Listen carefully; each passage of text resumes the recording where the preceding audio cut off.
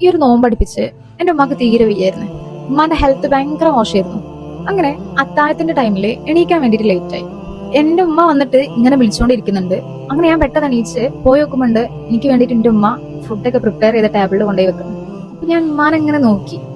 അപ്പൊ എന്റെ മൈൻഡിൽ വന്നൊരു കാര്യമുണ്ട്, ഇത്രയൊക്കെ വെയ്യാണ്ടായിട്ടും ഹെൽത്ത് ഭയങ്കര മോശമായിട്ട് പോലും എന്തോരം സ്ട്രഗിൾസ് ആണ് നമ്മുടെ ഉമ്മ നമുക്ക് വേണ്ടി ചെയ്യുന്നത്.